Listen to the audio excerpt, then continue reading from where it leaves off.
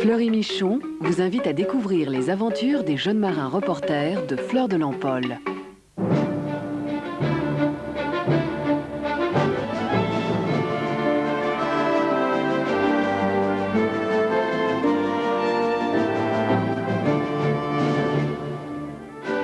Les rêves d'enfance peuvent mener au bout du monde.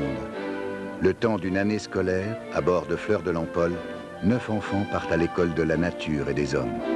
Ils explorent la forêt amazonienne et les récifs de corail, deviennent des amis des baleines et des Indiens. Un voyage au bout de leurs rêves, à la découverte d'eux-mêmes. Pour partager leurs émotions, ces jeunes marins reporters ont réalisé eux-mêmes certaines séquences de ce film. Un carnet de bord en images, leur regard d'enfant sur le monde.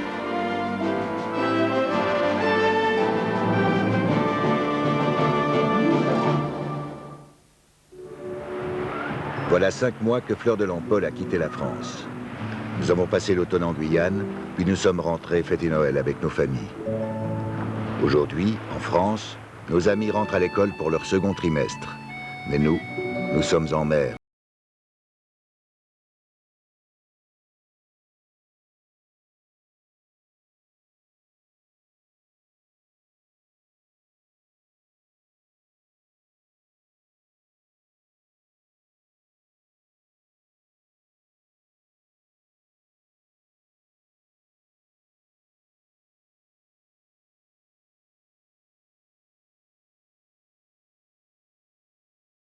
Les mammifères marins. Anne Collet, directrice du Centre national d'études des mammifères marins, nous a rejoints à Providenciales. Avec elle, nous allons tenter de rencontrer Jojo, un dauphin ambassadeur. Jojo a un ami, Dean Barnall, un jeune Américain. Il y a combien de temps il a été trouvé? How long ago was Jojo found? Oh, well, I believe Jojo was here probably in the mid-70s, but most people didn't know he was Jojo because they didn't have a name or didn't identify him as anything unique, because there was more than one Jojo. There was about 3 dolphins then. Jojo est un dauphin libre qui recherche la compagnie des hommes. Ils sont quelques-uns comme cela dans le monde. On les appelle des dauphins ambassadeurs. Mais pourquoi ce comportement? This place is called the aquarium. This is where the 30 dolphins stranded in the late 70s. What happened is the 30 dolphins came in, the pass was closed off by a hurricane then, all right, so it's a natural closing of the pass. And then what happened is the tide went down, all the dolphins got stranded.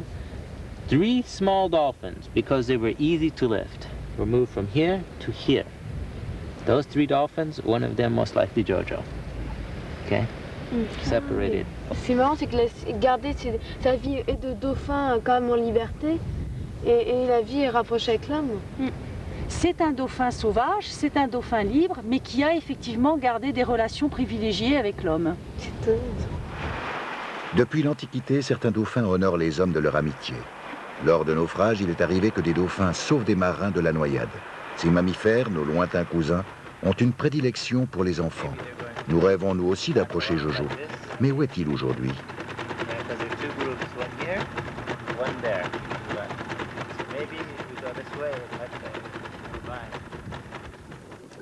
Dans une baie peu profonde, entourée d'îles désertes, nous repérons un groupe de 12 dauphins.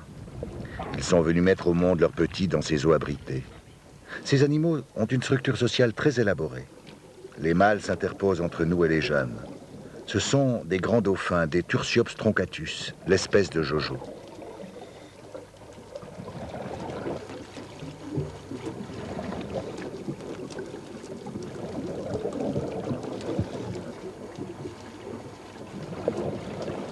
Un dauphin s'approche de nous, il nage sans peur à nos côtés. C'est lui, Jojo, l'ami des hommes.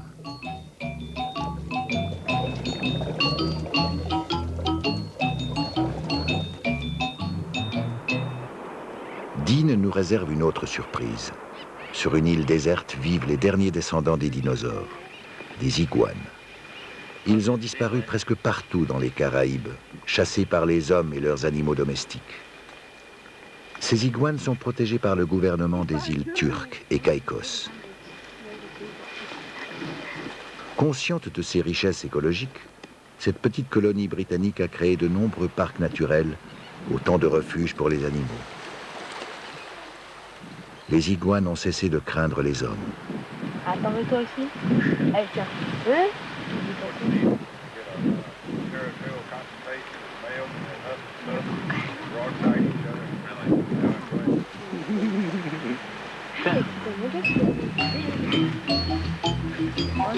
Ils sont bien posés, hein.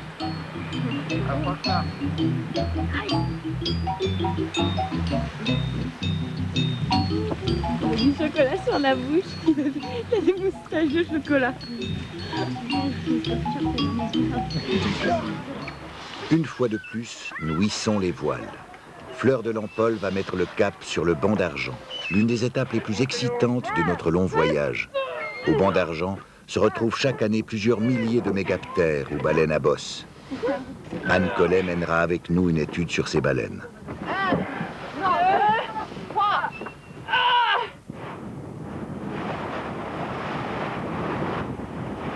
Les alizés soufflent fort. Nous nous dirigeons à grande allure vers le banc d'argent. Rien ne signale ce vaste plateau corallien situé en pleine mer au nord de la République dominicaine. Un piège pour les navires. Nous calculons notre route pour y arriver après le lever du soleil.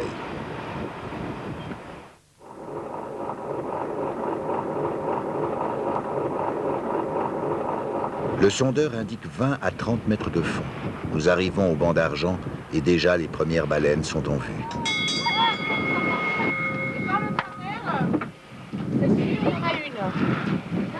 Par le travers, par là. Il y a un qui vient d'en voir une.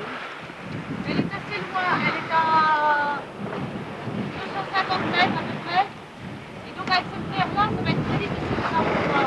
Il faut monter à la vigie, non? Ouais, on voit les caudales, elles tapent avec leur nageoire comme ça. C'est drôle qu'on a repéré tout à l'heure. C'est la dame là. Il faut chanter comme ça. Ouais, chanter. Mais je crois qu'on a vu chanter. Bah là il y a le collègue Anne qui vient de voir une baleine et donc on va essayer de la chercher et de la revoir. J'étais en train de me laver les dents quand j'ai entendu la cloche pour les cheveux tachés et donc là on est en train de regarder s'il y a une baleine. On les voit,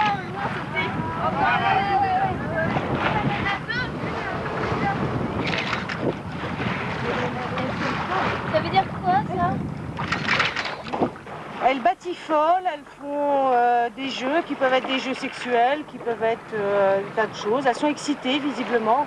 Les mégaptères se rassemblent chaque printemps sur le banc d'argent pour s'y reproduire. Les eaux peu profondes atténuent la houle du large qui gênerait les petits.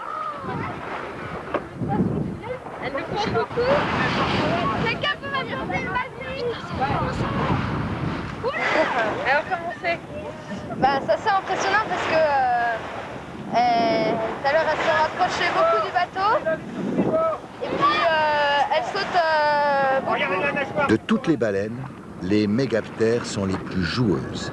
Et aujourd'hui, elles nous offrent un véritable festival où les sauts alternent avec de grands coups de nageoire sur la mer. Génial, hein, c'est super. Et c'est la première fois qu'on arrive à les approcher de temps.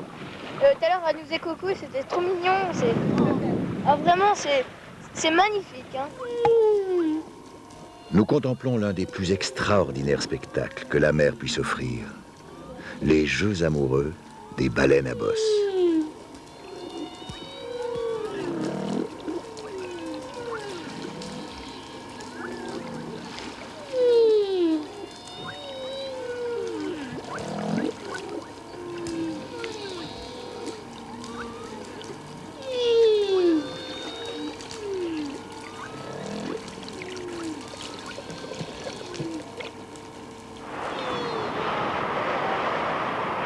Nous avons trop tardé en compagnie des baleines et le soleil bas sur l'horizon nous empêche de distinguer les patates de corail, ces récifs qui affleurent sous la surface.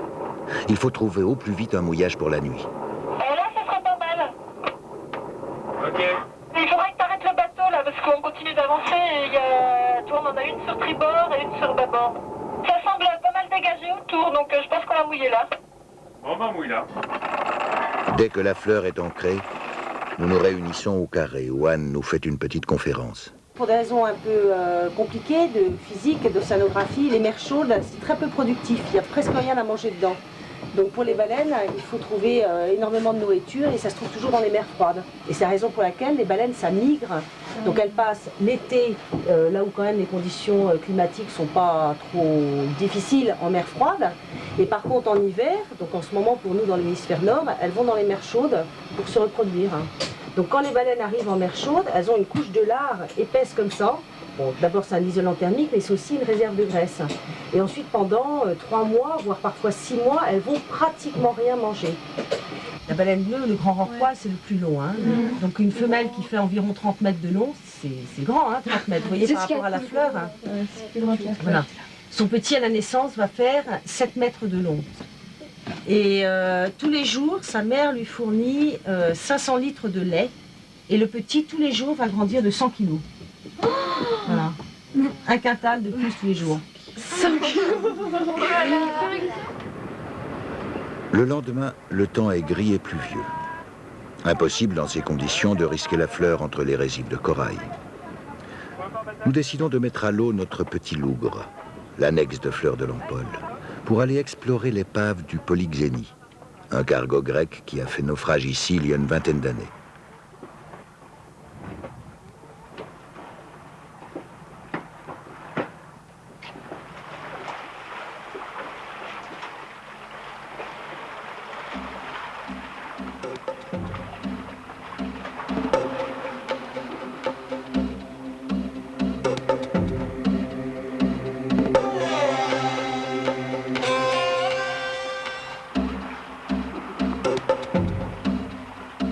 On va voir.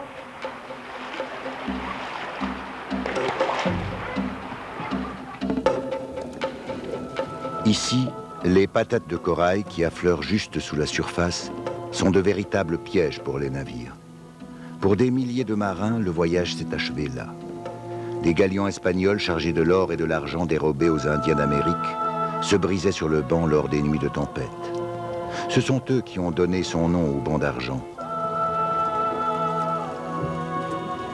Les baleines aussi furent l'objet de la convoitise des Occidentaux.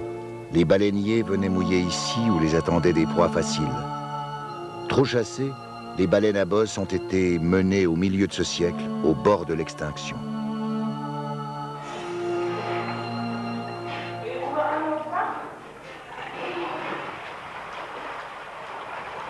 Aujourd'hui, coques de galion, canons, pièces d'or ont disparu sous le corail qui a tout recouvert. Mais pour les baleines, le banc d'argent est devenu un sanctuaire. Désormais protégés, leur nombre croît régulièrement. Les hommes auraient-ils enfin acquis une nouvelle sagesse, où la beauté et l'intégrité de la nature seraient le plus précieux des trésors ?